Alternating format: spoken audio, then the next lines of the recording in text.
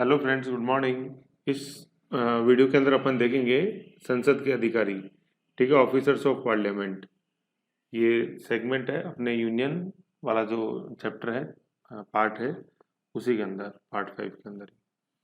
अब देख लो, पहले तो बेसिक चीज समझने वाली क्या है। संघ के अधिकारी, इसको दो रूप के अंदर ही क्लब हुआ है। पहले राज्यसभा के अपन पढ़ेंगे, उसके बाद लोकसभा के पढ़ेंगे। राज्यसभा वाली जो क्लबिंग है वो है आर्टिकल नंबर 89 से लेके 92 तक है। ठीक है ना, टोटल 4 आर्टिकल आ जाएंगे इसमें, 89, 90, 91, 92। ठीक, और 4 ही आर्टिकल लोकसभा वाले में, मतलब 93, 94, 95, 96, ये इसके अंदर अपने को देखनी है।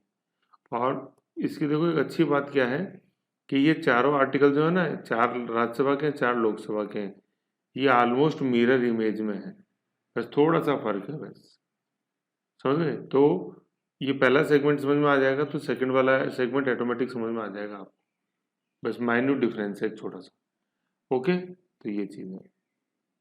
अब अपन सबसे पहले देखते हैं आर्टिकल नंबर 89, संसद के अधिकारी। अब देखो कई बार क्या आता है ना, क्वेश्चन यूँ आता है कि which of the following statement is correct or false in connection to officers of parliament. ये लिखा रहता है उसके अंदर, है ना। संसद मतलब निम्न में से कौन से कथन संसद के अधिकारी के संदर्भ में सही है या गलत है। तो वहाँ आपको ये समझना है कि ये अधिकारी से क्या मतलब है। वहाँ आप यूं मत दिमाग में लगा लेना कि और RAS IAS संसद के अंदर वो वहाँ मतलब नहीं है। यहाँ संसद के अधिकारी से मतलब क्या होगा, जो भी अपन आगे देखेंगे। राज्यसभा के संदर्भ में सभापति, उपसभापति, और लोकसभा के संदर्भ में स्पीकर और डिप्टी स्पीकर। ये है अधिकारी किसके, संसद। ऐसे। Okay okay. अब अपन सबसे पहले देखते हैं आर्टिकल नंबर 89। आर्टिकल नंबर 89, ये लो 89, ओरिजिनल टेक्स्ट देख रहे हैं। राज्यसभा का सभापति और उपसभापति, इसी को अपन इंग्लिश में बोल देते हैं। राज्यसभा का सभापति को चेयरमैन और उपसभापति को डिप्टी चेयरमैन। क्या है आर्टिकल नंबर 89(1)? भारत का उपराष्ट्रपति राज्यसभा का पदेन सभापति होता है। ठीक है, अब ये जो चीज है ना, पदेन सभापति होता है, ये आर्टिकल नंबर 64 में लिखी हुई है ये चीज। ठीक है, आर्टिकल 64 ये कहता है कि भारत का उपराष्ट्रपति होगा, जो कि भारत का एक उपराष्ट्रपति होगा, ये तो आर्टिकल नंबर 63 है। और ये उपराष्ट्रपति पदेन सभापति होगा राज्यसभा का, ये आर्टिकल नंबर 64 है। और 65 ये है कि ये कार्यवाहक राष्ट्रपति के रूप में काम करता है उपराष्ट्रपति कभी कभी। समझ गए? तो ये जो चीज है ना कि पदेन सभापति होगा राज्यसभा का, ये आर्टिकल नंबर 64 में लिखा हुआ है।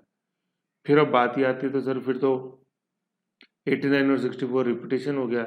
ऐसा नहीं है, ये जो बिंदु संख्या सेकंड है ना, ये आर्टिकल 64 में नहीं है। ये चीज समझनी है हमने को। ठीक है, तो आर्टिकल 89(1) तो ऑलमोस्ट इक्विवेलेंट है आर्टिकल नंबर 64 के। ठीक है, भारत का उपराष्ट्रपति राज्यसभा का पदेन सभापति होगा एक्स ऑफिसो। एक्स ऑफिसो का मतलब क्या होता है? पदेन। पदेन एक्स ऑफिसो मतलब कि उस पद पे होने के नाते इस पद पे वो ऑटोमेटिक आ जाएगा, है ना। उस पद पे होने के नाते इस पद का ऑटोमेटिक वो हो जाएगा। तो चूंकि वो उस पद पे मतलब उपराष्ट्रपति के पद पे है, तो ऑटोमेटिक वो उपसभापति के पद पे आ जाता है, सुशोभित करता है उसको, उपसभापति के पद को, है ना। ये वाइस वर्सा नहीं है, इसमें दिमाग मत लगाओ आप ज़्यादा। जैसे मैंने भी उपराष्ट्रपति वाले में बताया था, वाइस प्रेसिडेंट और ये चेयरमैन। तो वाइस प्रेसिडेंट होने के नाते वो चेयरमैन है ना। वाइस वर्सा नहीं है ये, चेयरमैन होने के नाते वाइस प्रेसिडेंट नहीं है ना। ऐसा नहीं करना अपने को। अपने को बस वन वे ही चलना है कि उपराष्ट्रपति है तो उस नाते वो चेयरमैन है राज्यसभा का। यूं है चीज। ठीक है, ये हो गया 89(1) x officio. X officio 89(1). Okay, अब 89(2) देखते हैं ये क्या बोलता है। ये भी सिमिलर ही है ऑलमोस्ट। 89(2), 89(2) ये है कि राज्यसभा यथाशक्य शीघ्र, है ना, मतलब जितना जल्दी हो सके, अपने किसी सदस्य को अपना उपसभापति चुनेगी। और जब जब उपसभापति का रिक्त होगा तब तक राज्यसभा किसी अन्य सदस्य को अपना उपसभापति चुनेगी, है ना। ये क्या चीज है देखो, ये बात है डिप्टी चेयरमैन की। फिर सर चेयरमैन कहाँ गया? चेयरमैन तो ये आ गया ना ऊपर, ये है ब्यूटी। सभापति तो कौन है? उपराष्ट्रपति है। और फिर उपसभापति की क्या बात है सर? है ना, ये बिल्कुल बेसिक चीज है वैसे तो कि सर सभापति या उपसभापति उसमें, लेकिन देखो समझो, उपसभापति तो ये नीचे और सभापति ऊपर, तो सभापति तो कौन हुआ? पदेन उपराष्ट्रपति हो गया, है ना सभापति तो। और उपसभापति कौन हो गया? उपसभापति अपने किसी सदस्य को चुनेगी, चूज, बहुत इंपॉर्टेंट है, छोटी छोटी चीजें। उपसभापति के संदर्भ में क्या लिखा हुआ है?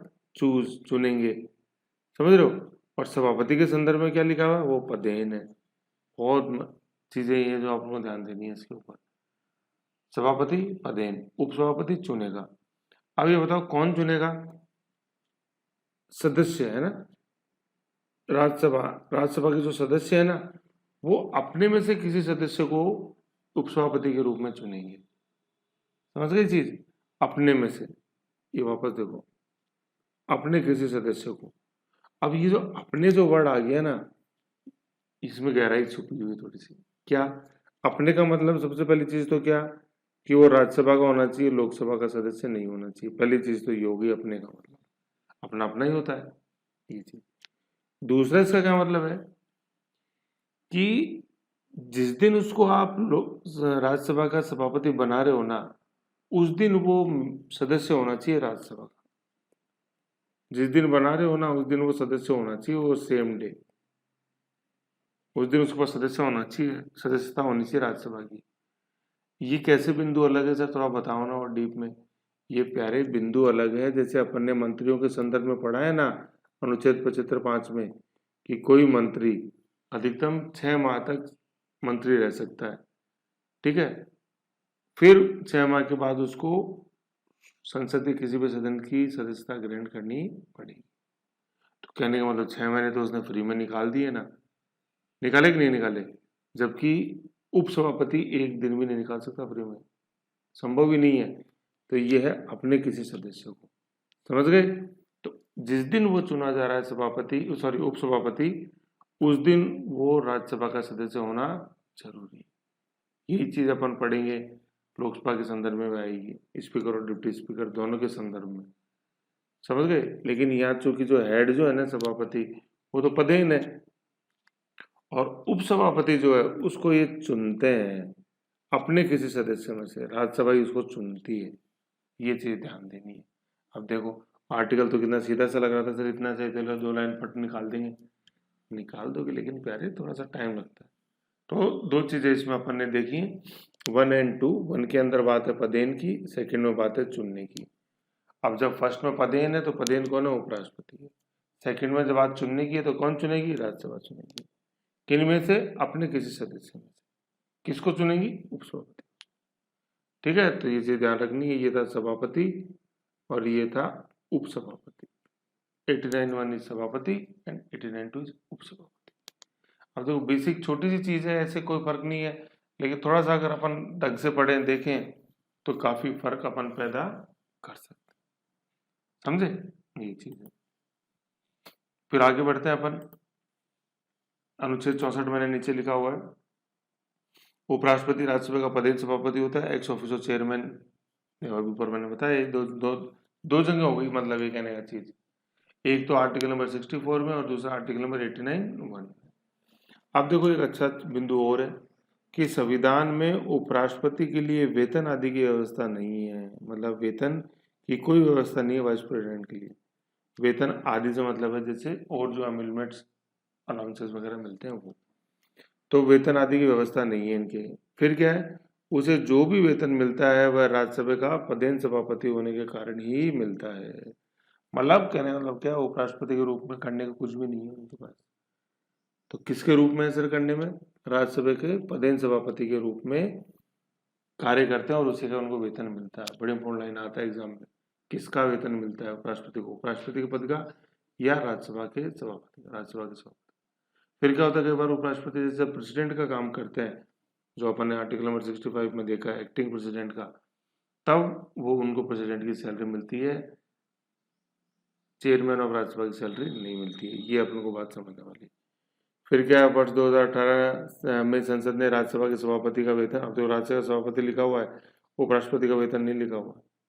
तीसरी अनुसूची में आप जैसे देखोगे, देखो एक बार खोल के थर्ड शेड्यूल, तो उसके अंदर, sorry second schedule, second, third में तो शपथ आ गई, दूसरी अनुसूची वेतन 2 में है, ठीक है ना। तो उसमें जैसे आप देखोगे तो उसमें उपराष्ट्रपति का वेतन नहीं है, राज्यसभा के सभापति का वेतन, ठीक है।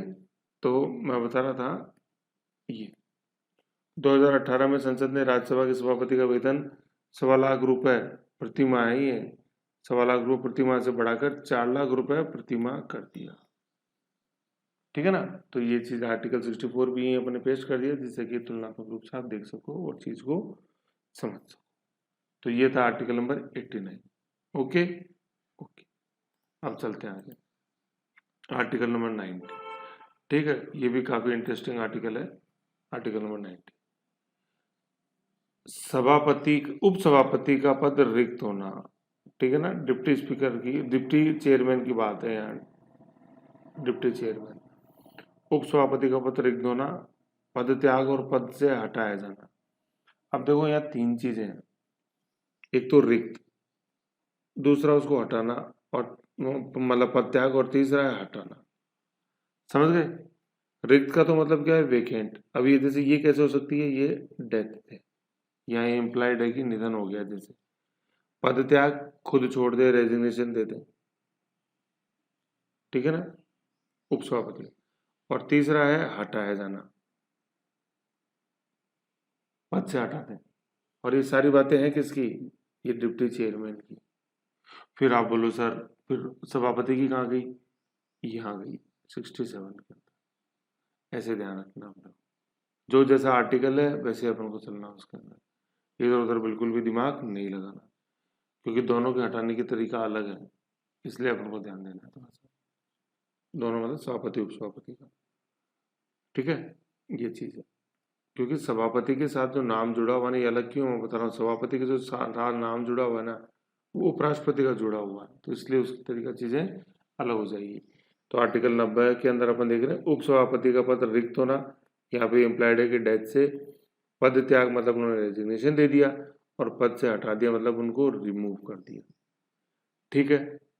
अब ये कैसे कैसे होगा अपन जैसे देखते हैं, राज्यसभा के उपसभापति के रूप में पद धारण करने वाला सदस्य यदि राज्यसभा का सदस्य नहीं है तो अपना पद रिक्त कर देगा, है ना। राज्यसभा का सदस्य नहीं रहा, जैसे ऑफिस ऑफ प्रॉफिट है, ठीक है, या और भी जितनी भी अपन ने देखी ऊपर निर्भरताएं अपन ने जैसे देखी थी सारी डिटेल के अंदर, कि वो कौन कौन सी क्वालिफिकेशन आर्टिकल नंबर 84 में देखी, डिस्क्वालिफिकेशन देखी आर्टिकल नंबर 102 के अंदर। तो अगर उनसे वो प्रभावित हो जाता है तो वो राज्यसभा का सदस्य नहीं रहता है, ठीक है। तो डेथ और डिस्क्वालिफिकेशन ये दोनों उसके अंदर आ जाएंगे। तो डिस्क्वालिफिकेशन नहीं रहता तो सदस्य नहीं है तो फिर वो उपसभापति कैसे रहेगा, क्योंकि उपसभापति होने के लिए था ना, अपने में से या उनमें से सदस्य होना जरूरी है चुने जाने से पहले। सदस्य नहीं रहता तो अपना पद रिक्त कर देता है। फिर क्या है, किसी भी समय सभापति, अब ये दूसरी बात है, किसी भी समय सभापति को संबोधित अपने हस्ताक्षर सहित लेख द्वारा पद त्याग कर सकता है, रेजिग्नेशन दे सकता है। तो अब सवाल ये आया कि जो डिप्टी चेयरमैन है वो इस्तीफा किसको देता है, वो चेयरमैन को देता है, समझ गए ये चीज। अब फिर आप पूछोगे सर फिर चेयरमैन किसको देगा, तो चेयरमैन तो प्यारे उपराष्ट्रपति, तो चीज ही अलग हो गई वो तो, ऐसे ध्यान देना है इसको। इसीलिए मैं कह रहा हूं कि सभापति का वर्ड आते ही अपन को ध्यान में रखना है क्या, उपराष्ट्रपति। और उपसभापति जैसे जो है वो सदन मतलब राज्यसभा का अपना सदस्यों में से एक है। उपराष्ट्रपति जो है वो राज्यसभा का अधीन सभापति, तो वो राज्यसभा का सदस्य नहीं होता है, बिल्कुल क्लियर कट, ठीक है ना। राज्यसभा का सदस्य नहीं होता उपराष्ट्रपति, उपसभापति जो होता है वो राज्यसभा का सदस्य होता है, समझ गए ये चीज, ठीक है ना। और सभापति को जो मतलब चेयरमैन जो है उसको हटाने की जो बात है वो मैं पहले ही बताया था, आर्टिकल नंबर 67 के अंदर है, ठीक है ना, ये चीज है। तो दोनों को हटाने का तरीका अलग अलग है। फिर ठीक है ना, और आर्टिकल नंबर 67 में जैसे अपन ने देखा हुआ है कि उपराष्ट्रपति जैसे जो है वो अपना त्यागपत्र किसको देता है, राष्ट्रपति को देता है, 67 के अंदर देखा था ना, उपराष्ट्रपति राष्ट्रपति को संबोधित अपने हस्ताक्षर सहित लेख द्वारा उसको त्यागपत्र दे सकता है। ये दोनों म्यूचुअल हैं। ये मैं क्यों समझा रहा हूँ आपको, ये समझने वाली बात यही है कि राष्ट्रपति और उपराष्ट्रपति और राष्ट्रपति का त्यागपत्र जो एक दूसरे को ही देते हैं, म्यूचुअल है। ठीक है, अब ये म्यूचुअल है तो ये म्यूचुअल हर जगह नहीं चिपका देना आपको। लोकसभा के अंदर आप देखेंगे स्पीकर और डिप्टी स्पीकर के त्यागपत्र म्यूचुअल होते हैं, एक दूसरे को देते हैं। लेकिन राज्यसभा का जो सभापति है, राज्यसभा का जो सभापति है वो अपना त्यागपत्र उपसभापति को नहीं देता है। समझ रहे हो, ये ऐसे तो है नहीं और ये ऐसे है कि सभापति उपसभापति को नहीं देता है। क्यों नहीं देता? क्योंकि सभापति तो ये उपराष्ट्रपति है ना, तो ये तो राष्ट्रपति को देता है ये, और उपसभापति जो है ये सभापति को देता है। तो यहाँ वन वे है इस वाले इशू के अंदर, ये वन वे अपने को समझना है। नहीं समझोगे तो दिक्कत हो जाएगी। ठीक है, और टू वे से क्या मतलब है? उपराष्ट्रपति ने राष्ट्रपति को दिया और राष्ट्रपति ने उपराष्ट्रपति को दिया। स्पीकर ने, लोकसभा के स्पीकर ने डिप्टी स्पीकर को दिया और डिप्टी स्पीकर ने स्पीकर को दिया। लेकिन राज्यसभा के अंदर ये वन वे ही है। उपसभापति सभापति को दे सकता है, सभापति उपसभापति को नहीं देता। सभापति जो है वो राष्ट्रपति को देता है, आर्टिकल नंबर 67 कह के। ये चीज है इसमें। ठीक है, तो ये बिल्कुल बेसिक चीजें अपन को ध्यान देते हुए चलनी है, इसीलिए थोड़ा इनमें टाइम लगता है चीजों के अंदर। उपसभापति। ओके, अब अपन तीसरा बिंदु देखते हैं, इसका हटाया जाना है, ये रिमूव कैसे करेंगे। राज्यसभा के तत्कालीन समस्त सदस्यों के बहुमत से पारित संकल्प, ठीक, द्वारा अपने पद से हटाया जा सकेगा। अब इसके अंदर दो चीजें हैं। पहले तो जैसे ये संकल्प मैंने लिखा है, इसको इंग्लिश में रिजोल्यूशन बोलते हैं। ये क्या होता है कि जैसे कोई प्रस्ताव आता है, जिस प्रस्ताव जो होता है ना, प्रस्ताव, उसको मोशन बोलते हैं। कोई प्रस्ताव आता है कि भैया ऐसे किया जाना है, फिर वो जब एक्सेप्ट हो जाता है, पूरा सारा ऑफिशियल प्रोसेस से गुजर जाता है, एक्सेप्ट हो गया, तब वही प्रस्ताव बन जाता है संकल्प, रिजोल्यूशन। जैसे बोलते हैं ना, संकल्प लो, निकालना एग्जाम, ऐसे रिजोल्यूशन। न्यू ईयर रिजोल्यूशन क्या है तुम्हारा, नई साल का संकल्प क्या है, वो चीज। तो क्या है, राज्यसभा के तत्कालीन समस्त सदस्यों के बहुमत से पारित है ना। तो संकल्प, अभी संकल्प पारित कैसे होना चाहिए? ठीक है, पारित प्रस्ताव जब स्वीकार्य हो जाता है तो संकल्प बन गया। अब वो संकल्प पारित होता है सदन से। ठीक है, तो कैसे पारित हो, किस तरह का बहुमत चाहिए? समस्त सदस्यों का बहुमत, ऑल दी देन मेंबर्स का बहुमत। ठीक है ना, इसी को अपन इंग्लिश में बोलते हैं प्रभावशाली या इफेक्टिव मेजोरिटी। मतलब इसी का दूसरा नाम है प्रभावशाली बहुमत, प्रभावशाली बहुमत या इफेक्टिव मेजोरिटी। ठीक, ये साधारण बहुमत से अलग है ना। जैसे अपन ये शब्द लिखते हैं ना, जैसे बहुमत, बहुमत। ठीक है, तो बहुमत जहाँ लिखा जाता है ना, सिर्फ केवल बहुमत लिखा अपन ने बहुमत से, तो उसके अंदर ये प्रभावशाली बहुमत है। कई बुक्स जैसे आप देखोगे तो इसमें सिर्फ ये बहुमत लिखा हुआ है, राज्यसभा के तत्कालीन सदस्यों के बहुमत से, तत्कालीन समस्त सदस्यों के बहुमत से, बहुमत। तो हाँ, मतलब जैसे बहुमत लिखा हुआ, यहाँ भी बहुमत लिखा हुआ नॉर्मल। तो जब ये सिंपल वर्ड लिखा है ना, मेजोरिटी, कुछ नहीं लगाया इसके आगे, ना इसके आगे साधारण लगाया है ना विशेष लगाया है, केवल बहुमत लिखा हुआ है। तो केवल जब बहुमत लिखा रहे तो इसका मतलब होता है कि इफेक्टिव मेजोरिटी, प्रभावशाली बहुमत की बात है। साधारण बहुमत बोल देंगे तो साधारण हो जाएगा, विशेष बहुमत बोल देंगे विशेष हो जाएगा। लेकिन सिर्फ बहुमत बोला तो क्या होगा, वो प्रभावशाली बहुमत होगा। ये समझने वाली चीज है, ये बहुत गहरी चीज है ये, कि केवल बहुमत शब्द लिखा हुआ है तो कौन से बहुमत से मतलब है, साधारण बहुमत से, प्रभावशाली बहुमत से, विशेष बहुमत से, तो वो प्रभावशाली बहुमत, इफेक्टिव मेजोरिटी। इफेक्ट बोलते हैं ना, प्रभाव, वो है। ठीक है, इफेक्टिव मेजोरिटी। अब सवाल ये आता है, सर ये इफेक्टिव मेजोरिटी क्या है और इस साधारण बहुमत से कैसे भिन्न है? तो ज्यादा कुछ नहीं है इसके अंदर। साधारण बहुमत ये होता है जितने प्रेजेंट और वोट देने वाले हैं उनका 50% से ज्यादा, और प्रभावशाली ये होता है कि सदन की जो कुल सदस्य संख्या है उसमें से जो सीट खाली है उसको हटा दो तो वो प्रभावशाली संख्या बन जाती है, और उसका बहुमत जो 50% से ज्यादा, वो प्रभावशाली बहुमत कहलाता है। नहीं समझ में आया? क्यों परेशान होते हो? थोड़ा सा नीचे कर देता हूँ, ये लो, सब है अपने पास मसाला। इफेक्टिव मेजोरिटी, प्रभावशाली बहुमत। क्या? Effective majority of house means more than 50% of the effective strength of the house, है ना, प्रभावशाली क्षमता जो है उसका 50%, मोर देन 50%, ना 50% नहीं होता, मोर देन 50%, एक ज़्यादा। अब सवाल ये आता है सर ये इफेक्टिव स्ट्रेंथ क्या होती है, तो देखो जैसे लोकसभा की कुल सदस्य संख्या 545 है, ये अपन ने देखा, ठीक है, जो 550 को नहीं गिनना अपन को, तो सैंक्शन कुल, सॉरी मतलब टोटल स्ट्रेंथ है, सैंक्शन स्ट्रेंथ जो है, और जो अभी आवंटित कर रखी है वो 545 है, ये ध्यान देना, ठीक है।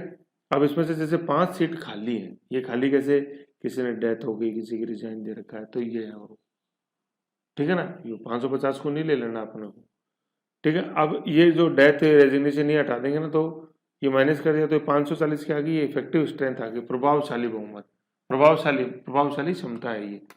प्रभावशाली इसलिए क्योंकि यही लोग प्रभाव डाल सकते हैं संसद की कार्रवाई में, मतलब सदन की कार्रवाई में, संसद की और सदन की कार्रवाई में। बाकी तो प्रभाव नहीं डाल सकते, जो है ही नहीं वो क्या प्रभाव डालेंगे, मुझे तो एक बात बताओ, जो सीट ही खाली है क्या प्रभाव डालेगा, प्रभाव डालने के लिए पहले सदन में तो बैठे रहो, ये चीज समझ गए। तो इफेक्टिव स्ट्रेंथ का 50% से ज्यादा इफेक्टिव मेजोरिटी कहलाता है, ठीक है ना। फिर क्या है, इसको दूसरा नाम ये बोलते हैं ऑल दी देन मेंबर्स, तत्कालीन सदस्यों, है ना, तत्कालीन मतलब वैकेंसी हटा दी तो तत्कालीन हो गए, है ना। और साधारण बहुमत जो होता है उसमें बाकायदा बिल्कुल क्लियर कर लिखा है, उपस्थित एवं मत देने वाले, सदन में उस दिन कितने लोग मौजूद हैं, ठीक है। और ये वो है प्रभावशाली, कितने लोगों को सदस्यता मिली हुई थी, चाहे वो सदन में आए ही नहीं उस दिन, जिस दिन वोटिंग हो रही है। तो साधारण बहुमत जो उस दिन सदन में आता है और मत देने योग्य होते हैं उनको गिना जाता है। और प्रभावशाली बहुमत में चाहे वो सदन में आए या चाहे नहीं आए, लेकिन सदन के लिए अगर निर्वाचित है, समझ गए, या मनोनीत है, तो वो प्रभावशाली संख्या के अंदर गिना जाए, वैकेंसी घटा देते हैं बस प्रभावशाली, इतना सा फर्क है, ठीक है, साधारण और प्रभावशाली में। तो प्रभावशाली में ये और लिखते हैं अपन, ऑल द देन मेंबर्स, ये THAN नहीं करते ना, ये देन जो होता है ना, ये तुलना होती है, राम श्याम से मोटा है, Ram is fatter than, fat बोलेंगे, फैट देन मोहन, ठीक है, ये than, Ram runs faster than Mohan, ये, और ये देन जो है ये उनमें से, अमोंग देम, मतलब देन है, ऑल द देन मेंबर्स, उस समय, उस समय, उस समय जो मौजूद थे, मतलब मौजूद मतलब जो संसद की सदस्यता जिनको मिली हुई थी, उस सदन की सदस्यता, ठीक है। तो all the then members present indicates an effective majority, all the then members present मतलब उस समय सदन के जितने लोगों को सदस्यता मिली हुई थी, ये चीज, और उसमें लिखा रहता है वोटिंग एंड प्रेजेंट, साधारण बहुमत में वोटिंग एंड प्रेजेंट, ठीक है। तो ये प्रभावशाली बहुमत है, all the then present members effective majority. फिर ये देखो चाहिए कब कब होती है, ये भी लिखा हुआ है, in constitution effective majority are needed for the removal of vice president, vice president कौन हुआ बताओ मेरे को, सभापति, डिप्टी चेयरमैन ऑफ राज्यसभा, उपसभापति, Lok Sabha speaker and deputy speaker, ठीक है, ये चीज है। अब ये वाइस प्रेसिडेंट जैसे जो अपन ने पढ़ा ना, तो बहुमत वहां सेम चाहिए, लेकिन उसको हटाने की तरीका जो है ना वाइस प्रेसिडेंट का, वो डिफरेंट है, क्योंकि उसमें लोकसभा भी सहमत होना जरूरी है उसको हटाने के ऊपर, लोकसभा में जाता है वो संकल्प, ठीक है। तो वाइस प्रेसिडेंट, मतलब सभापति और उपसभापति को हटाने की जो प्रक्रिया वो बिल्कुल अलग है, बस जो सिमिलरिटी है वो सिर्फ इस बहुमत की है, इफेक्टिव मेजोरिटी की, कि चाहिए दोनों के अंदर इफेक्टिव मेजोरिटी, जबकि उपराष्ट्रपति को हटाने के लिए लोकसभा की सहमति जरूरी है, ठीक है। जबकि डिप्टी स्पीकर को अपन, डिप्टी चेयरमैन को अपने को हटाना है, तो लोकसभा की कोई सहमति जरूरी नहीं है, ठीक है। तो ये ऐसे देखो एक एक चीज गहराई है, तो इसमें अपन को ध्यान देके चलना है, एक दो बार रिविजन करो फिट हो जाएगा। और लोकसभा स्पीकर और डिप्टी स्पीकर को हटाने का तो बहुमत भी सेम है, प्रक्रिया भी सेम है, क्योंकि वो दोनों ही लोकसभा के सदस्य होते हैं, स्पीकर और डिप्टी स्पीकर दोनों अपने सदस्यों में से चुनते हैं, जबकि राज्यसभा के अंदर सभापति राज्यसभा का सदस्य नहीं होता है, तभी तो हटाने की तरीका दूसरा हो गया। अगर वो राज्यसभा का सदस्य होता तो हटाने का तरीका भी सेम होता। क्यों लिखा जाता आर्टिकल नंबर 67 में, लिखा जाता आर्टिकल नंबर 90 में, ये चीज, ठीक है, तो ऐसे ही बेसिक अपन को छोटी छोटी चीजों के ऊपर ध्यान देके चलना है। आगे इफेक्टिव मेजोरिटी से अपन उसको हटा सकते हैं, लेकिन ऐसा नहीं कि जिस दिन आपके मन में आ जाए आप उसी दिन उसके पीछे पड़ जाओ और हटा दो। नो, कहने का मतलब क्या है कि ये 14 डेज 14 दिन की पूर्व सूचना उनको देनी होती है। क्या है? परंतु खंड गैप में के प्रयोजन के लिए कोई संकल्प तब तक प्रस्तावित नहीं किया जाएगा, मतलब सदन में तब तक उसको अपन प्रस्तावित नहीं कर सकते, आगे नहीं बढ़ा सकते। कोई प्रस्ताव के रूप में तो जैसे पास होके आ गया, ठीक है, आप उसको संकल्प के रूप में आगे बढ़ाना है, तो जब तक आगे नहीं बढ़ा सकते तब तक कि उस संकल्प को प्रस्तावित करने के आशय की कम से कम 14 दिन की पूर्व सूचना उनको नहीं दी गई हो। किसको? सभापति को? क्या नहीं, ये उपसभापति को हटाने की बात उपसभापति को देनी होती है। वो बात दूसरी कि जब अपन जैसे उपराष्ट्रपति को भी जब हटाने का जब संकल्प विचाराधीन होता है तो वो भी 14 दिन की पूर्व सूचना वहां भी लगती है, ऐसे। ठीक है, ये चीज है। ठीक है, तो तत्कालीन सदस्यों के बहुमत, ऑल दी देन मेंबर्स है ना, वो तत्कालीन समस्त सदस्यों के बहुमत से, मतलब प्रभावशाली बहुमत से अगर वो संकल्प पारित हो जाता है तो सभापति को हटाना है। और कम से कम कितने दिनों की पूर्व सूचना देनी होती है? 14 डेज, ये चीज। ठीक है, ये था बेसिक चीज इसमें अपन ने देखी, काफी इंपॉर्टेंट है, क्वेश्चंस क्लियर क्रैक करने में काफी मदद मिलती है। इफेक्टिव मेजोरिटी देख ही ली, ये चीज है। अब अपन देखते हैं आर्टिकल नंबर 91। ठीक है ना, ये 91 से ये कंपैरिजन में आएगा। आओ अब अपन देखते हैं आर्टिकल नंबर 91। अब देखो आर्टिकल नंबर 91 में जो बेसिक चीज है वो क्या है, दो वर्ड आ रहे हैं जो बहुत ही कॉमन इसमें यूज होंगे, और उसी के आगे इन दो वर्ड्स के आगे ये सारा आर्टिकल घूमेगा। एक वर्ड तो है रिक्त और एक वर्ड है अनुपस्थिति। ठीक है ना, इन दो वर्डों को आप जब तक नहीं समझोगे आर्टिकल नंबर 91 अपने समझ में बिल्कुल भी नहीं आएगा। दोनों का सिस्टम अलग है, रिक्ति में सिस्टम अलग है, ठीक है, और अनुपस्थिति के अंदर सिस्टम अलग है। ठीक है, ये अपने को पता होना चाहिए। तो ये दो बिल्कुल बेसिक वर्ड है जो इस आर्टिकल की जान है, रिक्ति वेकेंट और अब्सेंट अनुपस्थिति। ठीक है, तो पहले इनको समझ ले, फिर सारी कहानी ऑटोमेटिक आपके समझ में आ जाएगी। आओ, तो सर इनको कैसे समझे बताओ ना, हमको तो कॉमन ही लगते हैं? इनको ऐसे समझोगे आप।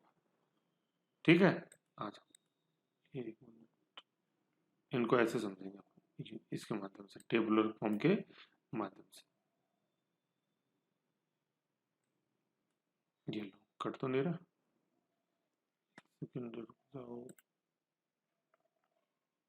ये ले लो, है ना, कोई बात नहीं, यहाँ से ले लेते हैं।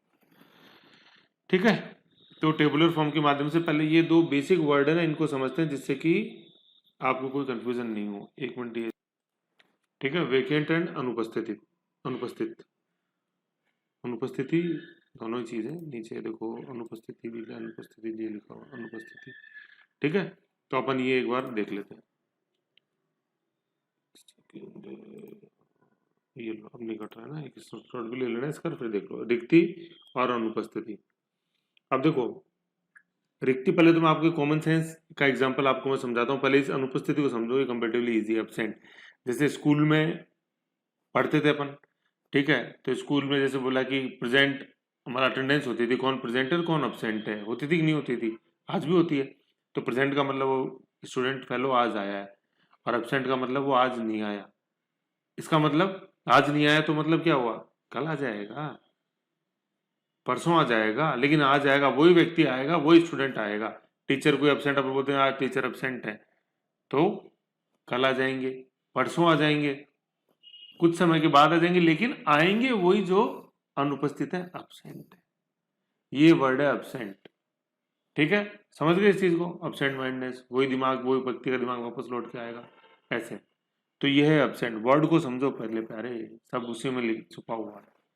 अब आ जाओ रिक्ति वेकेंट। अब नो डाउट अब्सेंट से तो थोड़ा अलग ही होगा ना, उपस्थित से अलग।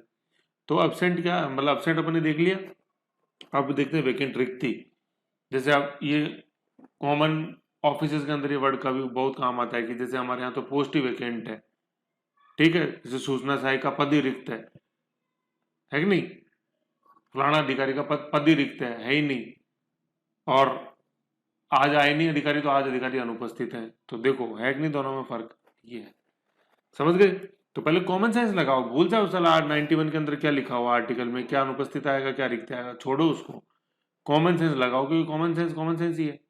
वो बात दूसरी की common sense is not so common. लेकिन इनको एक बार बेसिक इन दोनों वर्ड को थोड़ी देर आंख बंद करके दिमाग में घुमाओ, वीडियो को तो कर दो पॉज और घुमाओ दिमाग के अंदर दोनों शब्द, अनुपस्थिति रिक्ति, अनुपस्थिति रिक्ति, अनुपस्थिति रिक्ति। अनुपस्थिति पहले इसलिए बोल रहा हूँ क्योंकि कंपेरेटिवली इजी है। ठीक है? यू आज टीचर अनुपस्थित है या टीचर की पोस्ट ही रिक्त है, दोनों में फर्क है। सोचो, सोचो। ठीक, ये चीज है। अब फिर अपन आगे देखते हैं डिफेंस के रूप में, फिर इसमें और सोचना है ना। पहले देखते हैं रिक्ति वेकेंट। ठीक है, ये स्थायी होती है। स्थायी समझ गए? कहने का मतलब स्थायी से मतलब क्या है, नीचे आओ। क्या है? रिक्ति है ना, रिक्ति है ये रिक्ति। रिक्ति भरने के लिए, रिक्ति भरने के लिए, रिक्ति भरने के लिए कोई अन्य व्यक्ति है ना, कोई अन्य व्यक्ति पहले वाले व्यक्ति के स्थान पर आता। ये रिक्ति की परिभाषा स्थायी होगी ना। ठीक है, स्थायी का मतलब कोई अन्य व्यक्ति पहले वाले व्यक्ति के स्थान पर आता है इसको भरने के लिए, इसलिए ये स्थायी होती है। जबकि अपन अनुपस्थिति देखें, अनुपस्थिति एब्सेंट, ये क्या होती है? अनुपस्थिति ये अस्थायी होती है। क्यों होती है अस्थायी? अनुपस्थिति भरने के लिए वही व्यक्ति, वही है ना, सेम व्यक्ति कुछ समय पश्चात पद पर लौटता है। वही टीचर वापस आएगा पढ़ाने जो एब्सेंट आज रह गया, वही स्टूडेंट वापस आएगा क्लास में। कोई अधिकारी आज छुट्टी पे तो आज वो एब्सेंट है। ठीक है, यस, समझ गए? तो रिक्ति जो है वो स्थायी होती है क्योंकि दूसरा व्यक्ति के आने के बाद ही वो भरती है। और अनुपस्थिति अस्थायी होती है क्योंकि वही व्यक्ति आके उसको वापस भरता है जो एब्सेंट था, अनुपस्थित था। समझ गए? अब फिर आती है कि रिक्ति उत्पन्न कब होती है? मृत्यु होने पर। अब देखो आप, है ना, निरर्ता डिस्क्वालीफाई हो गया, आर्टिकल 102 में के अंदर जो उसके पास डिस्क्वालिफिकेशन है उनमें से उसने किसी को पाली तो डिस्क्वालीफाई हो गया। पद त्याग दिया, जैसे अभी अपन ने देखा था आर्टिकल नंबर 90 के अंदर पद त्याग सकता है। ठीक है, उसको पद से हटाया जा सकता है प्रभावी बहुमत के द्वारा 14 दिन का प्रायर नोटिस देके संकल्प पारित करके, फिर है कि नहीं? तो ऐसे करके रिक्ति हो जाती है। तो अब आप देखो, क्या ये चारों चीज होने पे क्या वही व्यक्ति वापस आ सकता है क्या? देखो, मृत्यु होने पे आ सकता है क्या? नहीं आ सकता। निधन होने पे आ सकता है क्या? वो व्यक्ति वापस नहीं आ सकता। ठीक है ना। वो बात दूसरी की जब उसका इलेक्शन वापस से हो जाए, जैसे मैंने बताया दल बदल के तहत निर्णय है तो कैसे आएगा, या तो उसका टेन्योर पूरा हो जाए या जब तक वो पुनर्निर्वाचित होकर नहीं आता है तो, और 100 मतलब आरपीए के तहत वो कन्विक्शन अगर 2 साल से ज्यादा की उसको सजा हुई है, 2 साल से ज्यादा की सजा हुई है, तो फिर वो सजा जिस दिन पूरी हो जाती है तो उसके 6 साल बाद वो वापस चुन के आ सकता है। लेकिन समय तो काफी हो जाएगा ना, काफी लंबी होती है। यूं त्याग पत्र दे दिया तो जब तक वो वापस चुन के नहीं आएगा तब तक वो तो नहीं आ सकता ना। हटाना, पद से हटा दिया अपन ने उसको, ऐसे संकल्प पारित करके, ठीक, राज्यसभा सदस्य को, ऐसे ये क्या हो जाता है, ये स्थायी होता है और इन कारणों से ये उत्पन्न होती है। फिर एक ही जो नीचे लिखा हुआ ना, उपराष्ट्रपति कार्यवाहक राष्ट्रपति के रूप में जब कार्य करता है ना, तो वो भी संविधान में रिक्ति के रूप में गिनी गई है। अभी अपन देखेंगे जब आर्टिकल 91 अपन पढ़ेंगे ना, तो पहले तो रिक्ति की परिभाषा और फिर 91(1) के अंदर ही ये लिखा हुआ है उपराष्ट्रपति कार्यवाहक राष्ट्रपति के रूप में जब कार्य करता है। तो कहने मतलब 91(1) के अंदर ही ये दोनों चीजें, रिक्ति का होना और उपराष्ट्रपति कार्यवाहक राष्ट्रपति के रूप में जब कार्य करता है तो सभापति का पद एक तरह से रिक्ति माना जाता है ना। वो बात दूसरी की यही व्यक्ति ना थोड़े समय बाद आ जाता है वापस से, जो उपराष्ट्रपति राष्ट्रपति रूप में कार्य करता है ना, वो वापस भी आ सकता है। ठीक है, और एक बार ऐसा हुआ कि वो वापस नहीं आया, जैसे बीबी गिरी वापस नहीं आए थे, लेकिन अहमद उदयतुल्ला और बीडी जत्ती जैसे बने तो वापस आ गए थे। अब देख लो, इसमें मैंने यहाँ लिखा हुआ देख लेते हैं।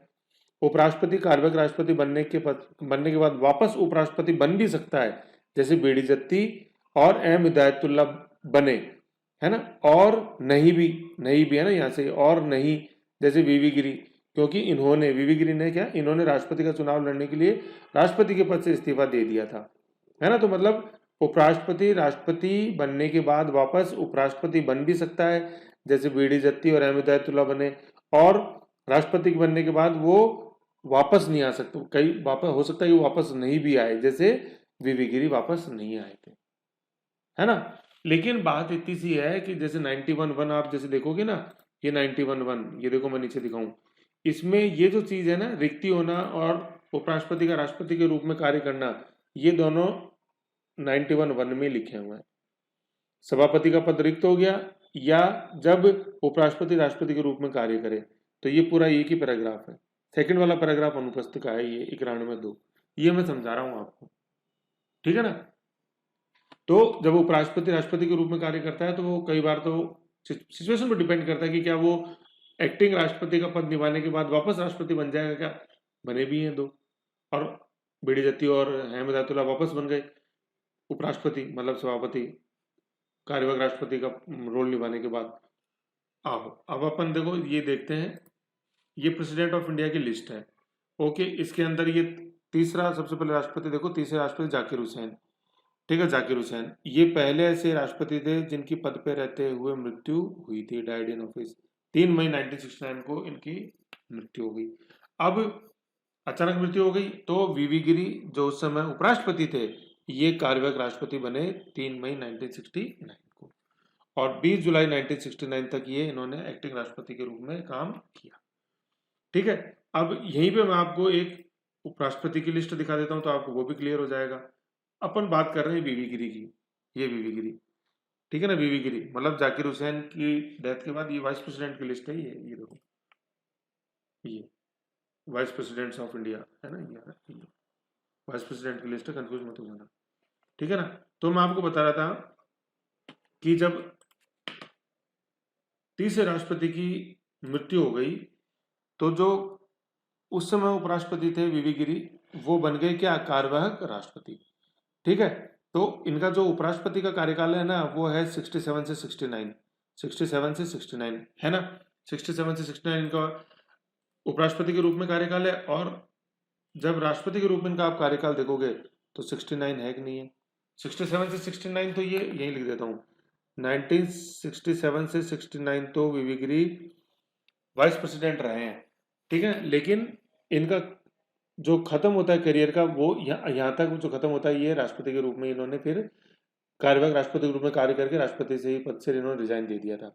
फिर अगले जो एक्टिंग बनते हैं राष्ट्रपति, ये थे अपने अहमद आयतुल्ला, 20 जुलाई 1969, आ रहा है कि नहीं आ रहा है ना। तो ये 1969 में जो ये घटनाक्रम हुआ था ना, ये अपने आप में बहुत रोचक है, ठीक है ना, क्योंकि इस ये जो घटनाक्रम हुआ ना, 3 लोग झटके में आ गए, जाकिर हुसैन के बाद कार्यवाहक राष्ट्रपति बने उस समय के तत्कालीन उपराष्ट्रपति वीवी गिरी, और फिर वो राष्ट्रपति ही बनना चाहते थे, वो वापस नहीं चाहते थे कि मैं उपराष्ट्रपति बनूं। तो 20 जुलाई 1969 को उनको उपराष्ट्रपति पद का कार्यकाल खत्म होता है, ठीक है। फिर उन्होंने चुनाव लड़ा, तो चुनाव लड़ने के लिए उन्होंने राष्ट्रपति और उपराष्ट्रपति पद से इस्तीफा दिया, ठीक है। और फिर ये वीवी गिरी चुनाव लड़के आ जाते हैं और राष्ट्रपति बन जाते हैं 24 अगस्त 1969 को ही। अगस्त के महीने में चुनाव हुए, 20 जुलाई से लेकर 24 अगस्त तक चुनाव हुए, और फिर यही वीवी गिरी राष्ट्रपति के रूप में आ जाते हैं, ठीक है। तो ये 1969 वाला जो घटनाक्रम है ना, ये बहुत रोचक है, ये मैंने आपको पहले भी बताया था। देखो ये स्क्रीनशॉट दिखाता हूँ मैं आपको, ये वाला, ये देखो, ठीक है ना। इसमें क्या लिखा हुआ है, ये देखो कि 1969 के अंदर हुआ क्या, बहुत ही रोचक स्थिति हुई, इस रोचक स्थिति के कारण ही सबसे पहली बार संसद ने आर्टिकल 70 का यूज लिया और ये एक्ट पारित किया, दी president discharge of functions act 1969, ठीक है ना। क्योंकि कॉन्स्टिट्यूशन में कहीं भी नहीं लिखा हुआ है कि राष्ट्रपति की मृत्यु हो जाए तो उपराष्ट्रपति कार्य करेगा, ये तो लिखा हुआ है आर्टिकल नंबर 69 में। लेकिन अगर उपराष्ट्रपति भी रिजाइन कर दिया नहीं है तो क्या होगा, ये कहीं नहीं लिखा हुआ, आज भी नहीं लिखा हुआ। तो फिर आर्टिकल 70 में एम्पावर करता है, ये आर्टिकल 70 एम्पावर करता है संसद को कि ऐसी कोई स्थिति उत्पन्न हो जाए तो आप कानून बना सकते हो। तो ये कानून बनाया गया, the president discharge of functions 1969 act. इसमें ये कहा गया कि चीफ जस्टिस ऑफ इंडिया भी कार्यवाहक राष्ट्रपति के रूप में कार्य कर सकता है अगर उपराष्ट्रपति भी नहीं है तो। ये आज भी कॉन्स्टिट्यूशन में नहीं है चीफ जस्टिस वाला कॉन्सेप्ट, ये मैं बता रहा हूँ आपको। तो ये कहाँ है, the president of India discharge of functions act 1969 में। फिर ये सवाल ये उठता है कि ये एक्ट 1969 के अंदर ही क्यों बना, क्योंकि 1969 में ऐसी स्थिति उत्पन्न हुई कि after the death of third president of India Zakir Hussain and resignation of acting president VV Giri, तो दोनों तो चले गए जिनके बारे में कॉन्स्टिट्यूशन बोलता था। आर्टिकल 65 बोलता है कि जब राष्ट्रपति नहीं होगा तो वाइस प्रेसिडेंट जो होगा वो राष्ट्रपति के एक्टिंग राष्ट्रपति के रूप में कार्य करेगा। लेकिन उपराष्ट्रपति भी नहीं हो तो क्या होगा, ये कॉन्स्टिट्यूशन नहीं बोलता। लेकिन अनुच्छेद 76 में पावर दी है संसद को, उसको यूज करते हुए संसद ने ये 1969 में कानून बनाया है ना। तो ये बड़ा इंपॉर्टेंट है। आर्टिकल 70 का सबसे पहली बार यूज लिया 69 में, पहले भी मैं आपको याद करा चुका हूँ, लेकिन चूंकि यहाँ पे संदर्भ आया तो इसलिए बता रहा हूँ। समझ गए, ये चीज थी।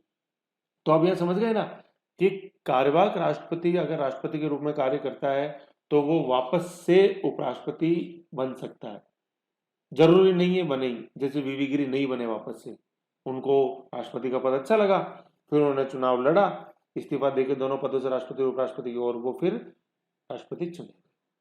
ठीक है ना। लेकिन ऐसा हर बार भी नहीं होता है।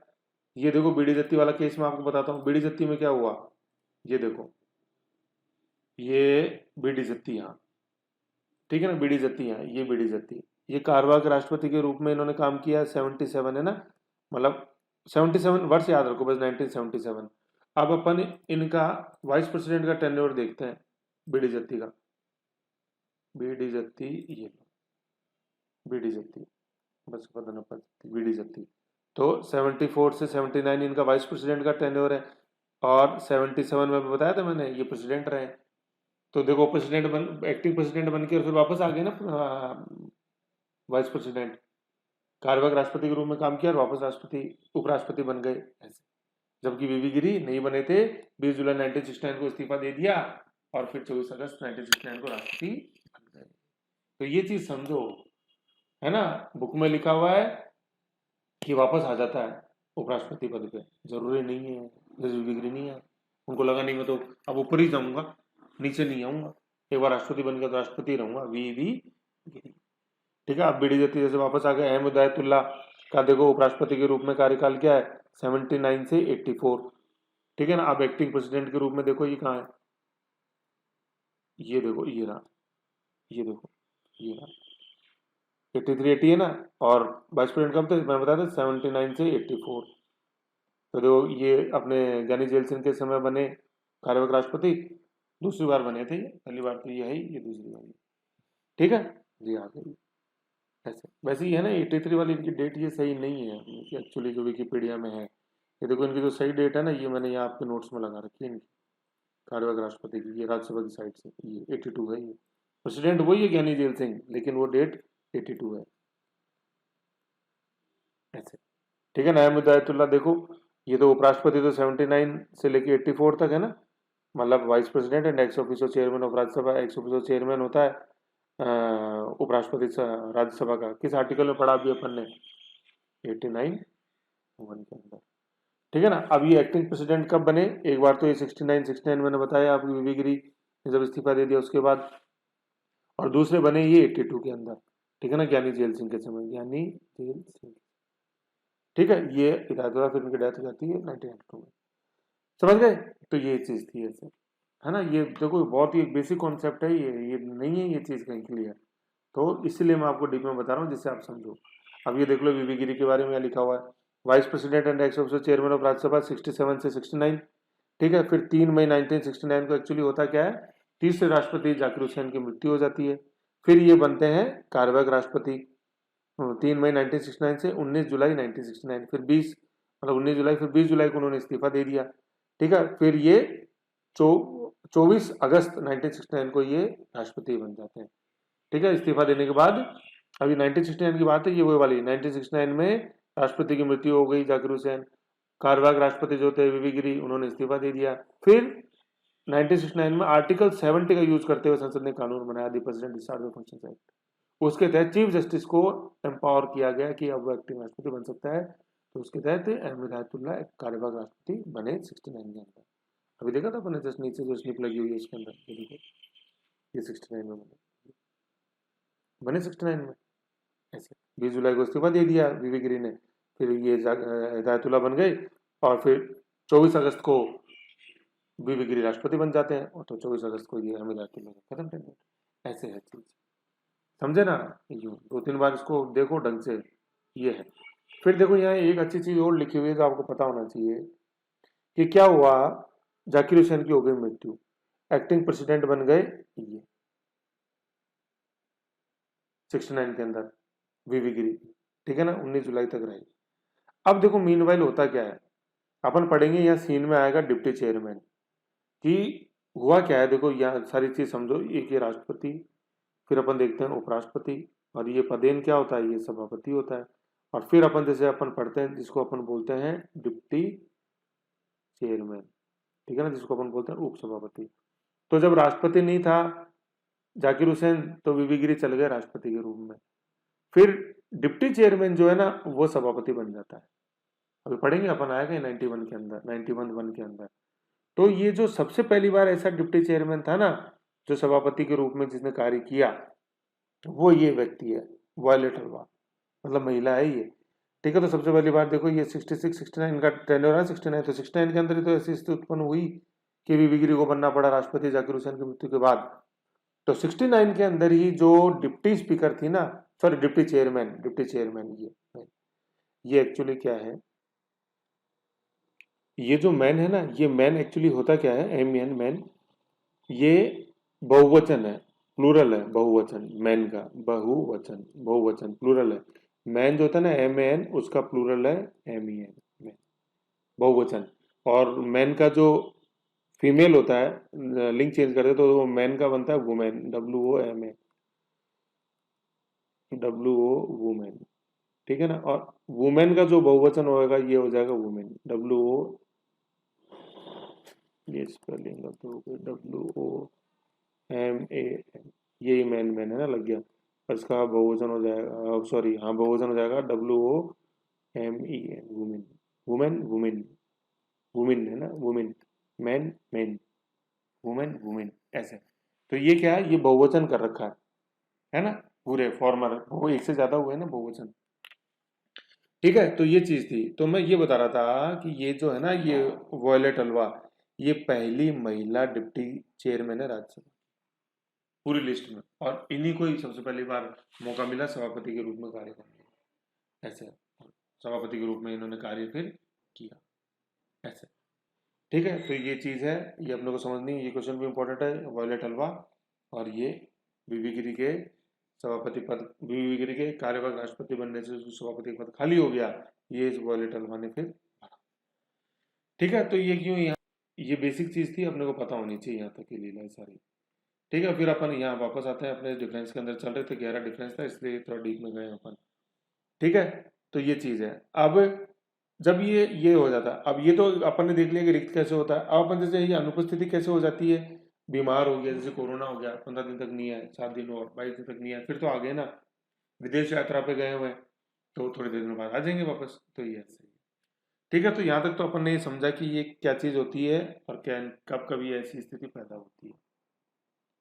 अब चीज यह आती है कि अगर ऐसा होता है तो फिर कैसे काम चलता है। तो पहले देखते हैं अपन, रिक्ति अगर होती है तो क्या होता है। रिक्ति अगर होती है तो सभापति के स्थान पे कौन आ जाता है काम करने, उपसभापति।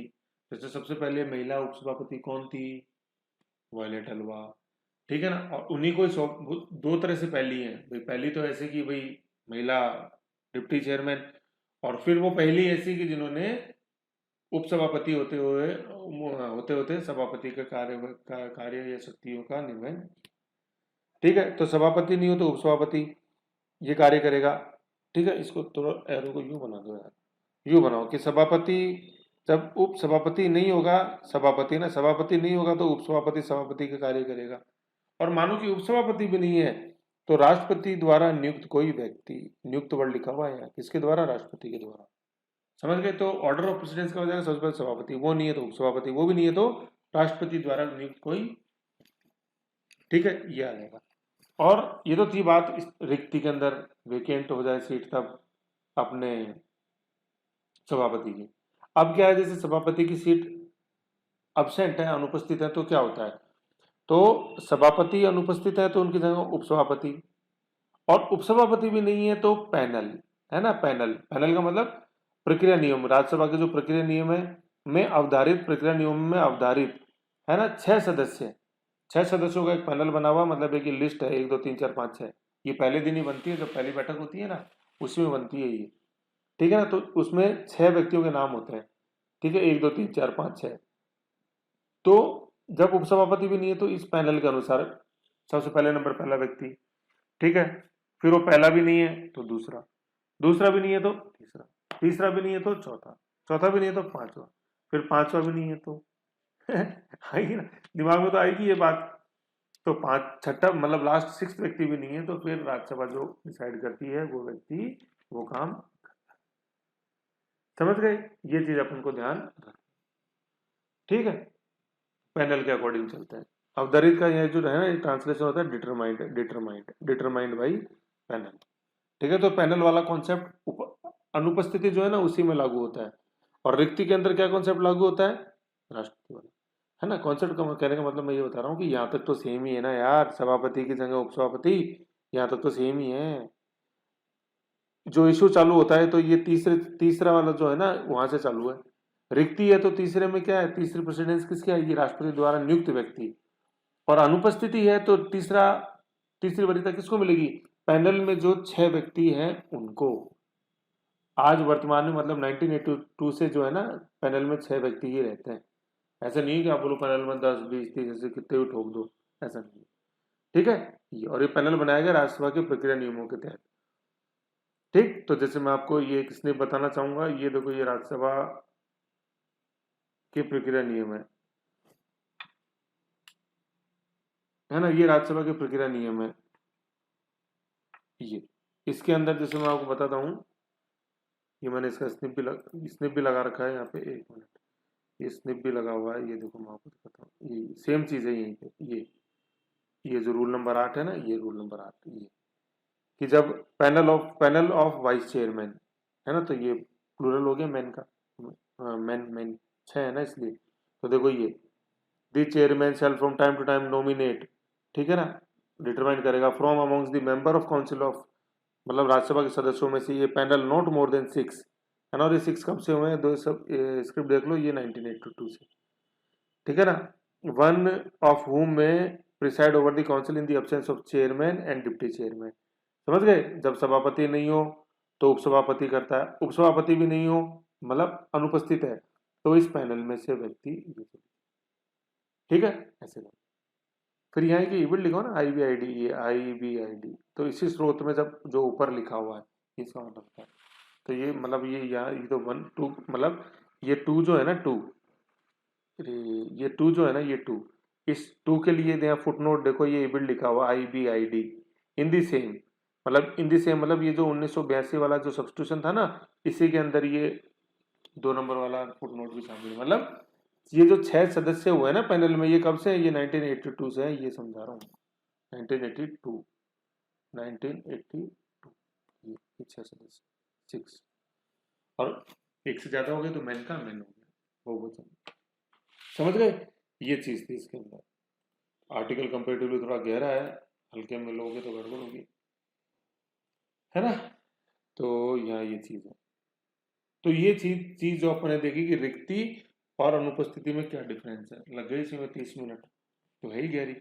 कॉमन यू लेके चले जाओ तो गलती ना, रिक्ति है तो रिक्ति में राष्ट्रपति आ जाएगा, राष्ट्रपति द्वारा नियुक्त व्यक्ति आ जाएगा तीसरे प्रेसिडेंस पे, और यहाँ पैनल आ जाएगा अनुपस्थिति में। ये है मेन डिफरेंस, देख लेना बुक, बता देना मेरे को। अब अपन पढ़ते हैं जो आर्टिकल है मूल बेर एक्ट का, जो सेम स्निप वो लिख लो। क्या है सभापति के, अब देखो अब मैं नॉर्मल रीडिंग लगाता हूँ, थोड़ा पॉज देंगे जहाँ तक जरूरत है तो आपको इजीली समझ में आएगा। सभापति के पद के कर्तव्यों का पालन करने या सभापति के रूप में कार्य करने की उपसभापति या अन्य व्यक्ति की शक्ति, यानी मतलब ये आर्टिकल क्या समझा रहा है कि सभापति के रूप में कार्य करने की एक तो उपसभापति की शक्ति या अन्य व्यक्ति, अन्य व्यक्ति यहाँ ये पैनल वाले की बात है, अन्य, ठीक है ना। तो पढ़ो अब पहले 91(1) देखते हैं। जब सभापति का पद रिक्त हो, वैकेंट हो, अब समझ गए ना वैकेंट कैसे होगा, मृत्यु, डिस्क्वालीफाई, प्रत्याहार, हटा दिया, या ऐसी अवधि में जब उपराष्ट्रपति राष्ट्रपति के रूप में कार्य कर रहा हो। तो देखो ये मैंने जो उपराष्ट्रपति वाली बात है राष्ट्रपति के रूप में, तो वो रिक्ति के रूप में गिनी जाती है, अभी ऊपर देखा था रिक्ति वाली तरफ भी लिखा हुआ था, दिखा दूंगा वापस, ये देख लो, ये इधर लिखी हुई है ये चीज, उपराष्ट्रपति वाली रिक्ति के संदर्भ में बताई थी वहां भी मैंने आपको, ऐसे इधर ही लिखी हुई है ना।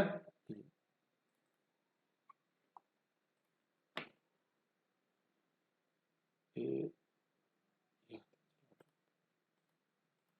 है ना, जब उपराष्ट्रपति राष्ट्रपति के रूप में कार्य कर रहा है या उसकी कर्तव्यों का निर्वहन कर रहा है, तब तब है ना, यहां तक आप समझ गए मतलब, कब कब तक की बात कर रहे हैं, जब या तो सभापति का पद रिक्त हो गया हो या उपराष्ट्रपति राष्ट्रपति के रूप में कार्य कर रहा हो, तो यहां तक ये सारी चीजें जो है ये रिक्ति के अंदर शामिल होती है। रिक्ति वाले तो चार कारण कौन से, मृत्यु हो जाए, डिस्क्वालीफाई हो जाए, त्याग दिया पद या हटा दिया, तो चार तो वो है।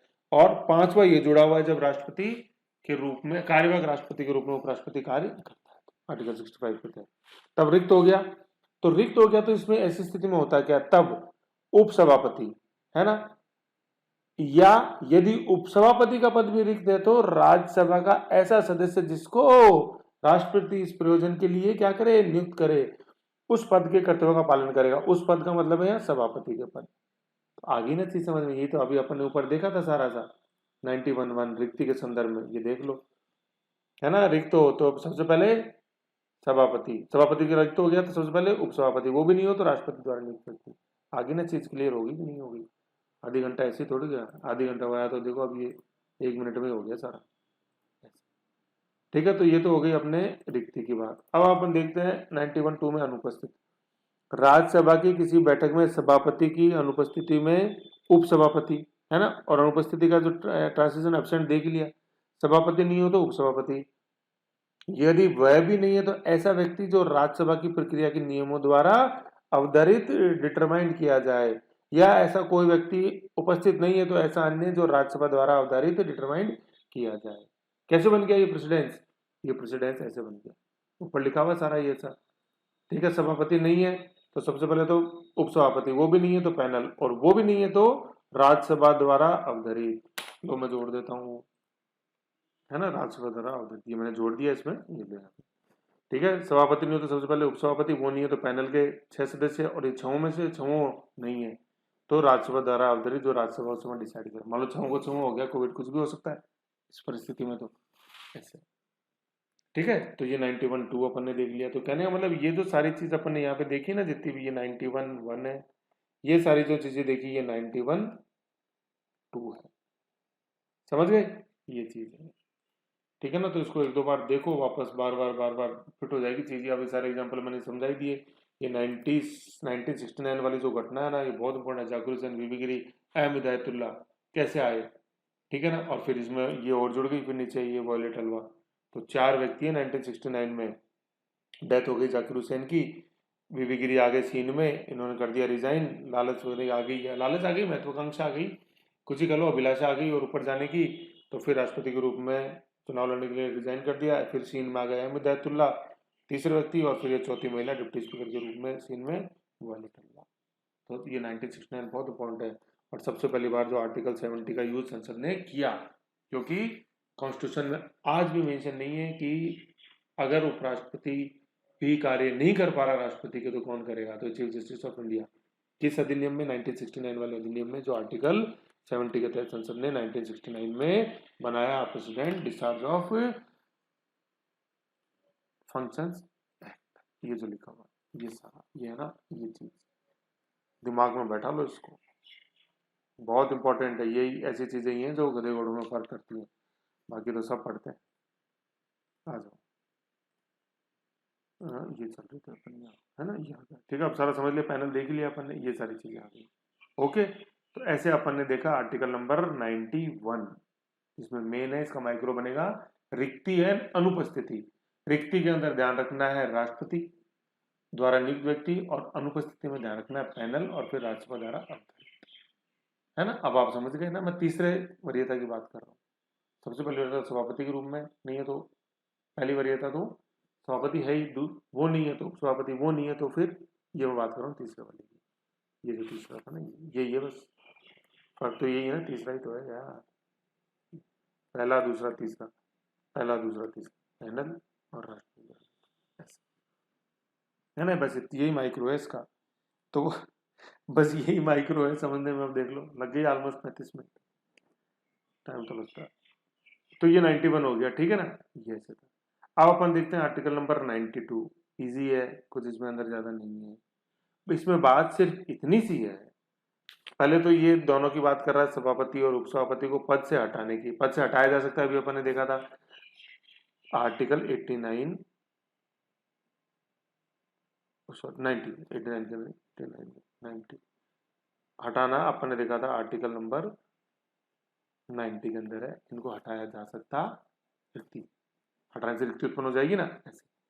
ठीक है, अब हटाने का सारा अपन ने बता रहा 14 दिन का पूर्व नोटिस, प्रभावशाली बहुमत, इफेक्टिव मेजोरिटी है ना, ऑल दी देन तत्कालीन सदस्यों का बहुमत। ठीक है, वैकेंसी हटाने के बाद टोटल स्ट्रेंथ में से वैकेंसी हटाने के बाद जो आता है वो 543 है, 3 वैकेंट है तो 540 का 50% से एक ज्यादा वो प्रभावी बहुमत। ठीक है, तो अब आर्टिकल 92 क्या कहता है कि जब इनको हटाने की बात चल रही है ना, हटाने की बात चल रही है तो देखो होता क्या है कि जैसे मान लो सभापति और उपसभापति हटाने की बात है, तो सभापति को जब हम हटाने का संकल्प विचाराधीन है तो सभापति सदन में बैठ सकता है, राज्यसभा में बैठ सकता है। ठीक है, सब कुछ कर सकता है, लेकिन बस मत नहीं दे सकता। बिल्कुल भी मत देने का बिल्कुल भी अधिकार हकदार नहीं है वो। बिल्कुल भी से क्या मतलब है, ना तो वो सामान्य मत दे सकता और ना वो निर्णायक मत दे सकता। निर्णायक मतलब जब वोट टाई हो जाए तो वो निर्णायक मत दे। ठीक है ना, तो ये किसी भी तरह का नहीं दे सकता। इतना से बात ध्यान रखनी है हम लोग को, क्योंकि जब अपन अभी स्पीकर पढ़ेंगे ना तो वहां स्पीकर को ऐसी परिस्थिति के अंदर निर्णायक मत देने का अधिकार होता है। लेकिन अभी अपन चूंकि राज्यसभा देख रहे हैं तो आप सभापति का देखो, उसको किसी भी तरह का हकदार वो नहीं होता है, बिल्कुल भी। ये वर्ड ध्यान रखना, बिल्कुल भी हकदार नहीं होता वो भैया, 0/0 किसी तरह का नहीं डाल सकता। सामान्य मत तो दे नहीं सकता, लेकिन निर्णायक मत भी नहीं दे सकता। लेकिन स्पीकर के पास ऐसी परिस्थिति में पावर होती है निर्णायक मत की, जब उसको हटाने का संकल्प विचाराधीन हो लोकसभा के अंदर तो वो दे सकता है, मतलब सदन में। ठीक है, लेकिन ये नहीं दे सकता सदन के अंदर। ठीक है ना, बिल्कुल भी। आ जाओ पढ़ लेते हैं। राज्यसभा की किसी बैठक में जब उपराष्ट्रपति को उसके पद से हटाने का कोई संकल्प विचाराधीन है, तब सभापति, है ना, ये देखो एक जगह राष्ट्रपति एक जगह सभापति लिखा हुआ है, तो ये इसलिए लिखा हुआ है कि कंफ्यूजन नहीं हो, दोनों ये व्यक्ति एक ही सिक्के के दो पहलू हैं, क्लियर करने के लिए, है ना। ये भाई चाहता तो यहाँ पे तो सभापति लिखा जा सकता था, सभापति को हटाने का, पद से हटाने का नहीं, सभापति और राष्ट्रपति एक ही है तो कोई फर्क नहीं पड़ता। ठीक है, जब उसको हटाना है या उपसभापति को उसके पद से हटाने का कोई संकल्प विचाराधीन है तब उपसभापति। ठीक है ना, मतलब जब सभापति को हटा रहे हैं तब सभापति के संदर्भ में बात है, जब उपसभापति को हटाने के संदर्भ संकल्प की बात है तो उपसभापति की बात है, तब उपसभापति। फिर यहाँ देखो आपको आ गया, उपस्थित रहने पर भी पीठासीन नहीं होगा, है ना। क्या चीज है कि एक तो वो पीठासीन नहीं होगा, मतलब वो सीट पे नहीं बैठेंगे, मेन जो बीच में सीट होती है ना, ये पीठासीन नहीं होगा। ठीक है ना, पहली चीज तो ये वन के अंदर तो ये बात है कि पीठासीन नहीं होगा। ठीक है, और अनुच्छेद 91 में किसी उपबंध, मतलब 91 के अंदर अपन ने देखा ना 1 और 2 हटाने संबंधी जैसे जो कार्रवाई रिक्ति और अनुपस्थिति के उपबंध ऐसी प्रत्येक बैठक के संबंध में वैसे ही लागू होंगे जैसे बैठक के संबंध में लागू होते थे, जिससे यथास्थिति सभापति और उपसभापति अनुपस्थित है। कहने का मतलब जब आप सभापति को हटा रहे हो, ठीक है, तो वो पीठासीन नहीं हो सकता, तो फिर कौन आके बैठेगा, वो तो बैठ ही नहीं सकता, तो उपसभापति को आके बैठ जाएगा। ये है ना उपखंड, ये ऐसे कैसे लागू होंगे 91 वाले उपखंड। जब उपसभापति को हटा रहे हो तो कौन बैठेगा, सभापति बैठ जाएगा, पीठासीन हो जाएगा, और सभापति भी नहीं है तो फिर वो पैनल वाले, ऐसे। ये मतलब है यहाँ अनुच्छेद 91। अनुच्छेद 91 में तो रिक्ति और अनुपस्थिति की बात है, वो हो तो क्या होगा ऐसे। ठीक है, तो 92 1 ये कहता है, 92 1 ये कहता है कि जब सभापति को हटा रहे हो तब सभापति पीठासीन नहीं होगा। पीठासीन का मतलब हाउस को यहाँ कंट्रोल नहीं करेगा, यहाँ बीच में बैठ के, बीच में जो चेयर होती है ना उस चेयर पे नहीं बैठेगा, सभापति वाली चेयर पे। ठीक है, चेयरमैन वाली सीट पे नहीं बैठेगा। तो जब सभापति को हटा रहे हो तो चेयरमैन वो पीठासीन नहीं होगा, सभापति चेयरमैन नहीं होगा, पीठासीन नहीं होगा। और जब उपसभापति को हटा रहे हो तो वो पीठासीन मतलब इस चेयरमैन वाली कुर्सी पे नहीं बैठेगा। समझ गए। अब 92 ये कहता है, 92 ये कहता है कि जब उपराष्ट्रपति मतलब सभापति उसको पद से हटाने का कोई संकल्प राज्यसभा में विचाराधीन है, तब सभापति को राज्यसभा में बोलने और उसकी कार्यवाही में अन्यथा भाग लेने का अधिकार है, भाग ले सकता है। किंतु वह अनुच्छेद 100 गणपूर्ति से संबंधित है। मैं किसी बात के होते हुए भी ऐसे संकल्प पर या ऐसी कार्रवाई के दौरान किसी अन्य विषय पर मत देने का बिल्कुल भी अधिकार नहीं है। ठीक है ना, वो भाग ले सकता है ओनली, लेकिन वो मत बिल्कुल भी नहीं दे सकता। ये चीजें हैं समझने वाली। ठीक है, तो यहाँ 92(1) के अंदर तो सभापति और उपसभापति दोनों के संदर्भ में कि दोनों पीठासीन नहीं होंगे, और 92(2) जो है ना 92(2) उसमें सिर्फ सभापति की बात है कि वो किसी भी तरह का मत नहीं दे सकता बिल्कुल भी, लेकिन भाग ले सकता है ना। अब यहाँ 92(2) के अंदर उपसभापति की चर्चा नहीं है, ठीक है, ये अपने को यहाँ पे चीज ध्यान रखनी है। 92(2) के अंदर सिर्फ 92(2) के अंदर सिर्फ सभापति के बारे में लिखा हुआ है कि सभापति भाग ले सकता है जब हटाने की बात हो, लेकिन वो किसी भी तरह का मत नहीं दे सकता, है ना, ये अपने को ध्यान रखना है। तो 92(1) के अंदर दोनों की बात है कि दोनों से संबंध का जैसा भी माहौल हो तो दोनों में से कोई भी पीठासीन नहीं होएगा, मतलब सभापति को हटा रहे तो सभापति पीठासीन नहीं होगा, उपसभापति को हटा रहे तो उपसभा पीठासीन नहीं होगा। और 92 के अंदर ये चीज है कि सिर्फ सभापति के बारे में है कि वो भाग ले सकता है लेकिन मत नहीं लेगा, है ना, है ना, ये चीज 92 के अंदर है। तो कंपेरेटिवली इजी है, लेकिन थोड़ी सी बस गहराई है।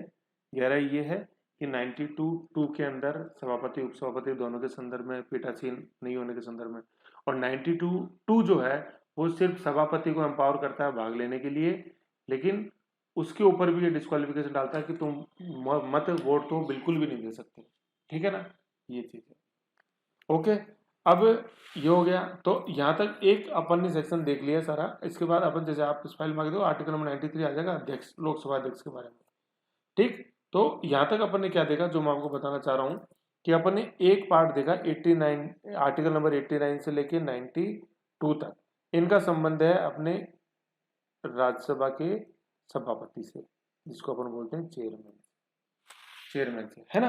ये 89, इसमें 4 आर्टिकल आया, 89, 90, 91 और 92। ऐसे ही बिल्कुल समानांतर आर्टिकल 4 आएंगे, बिल्कुल ये के चलेंगे 92, मतलब 93, 94, 95, 96।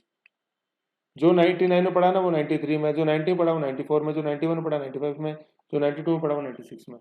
बस फर्क इतना सा है, ये राज्यसभा से रिलेटेड है, ये लोकसभा से, ठीक है ना। बस थोड़ा सा फर्क होता चला जाएगा, सभापति की जगह स्पीकर हो जाएगा, उपसभापति की जगह डिप्टी स्पीकर हो जाएगा, है ना। और थोड़ा सा अपन को ये पता है कि सभापति जो होता है वो राज्यसभा का सदस्य नहीं होता, वो अलग ही होता है, जबकि स्पीकर जो होता है वो अपन पढ़ेंगे वो लोकसभा का सदस्य होता है, अपने सदस्यों में से एक को चुनते हैं सदस्य, लोकसभा के सदस्य स्पीकर। ये आर्टिकल नंबर 93 के अंदर अपन आगे देखो।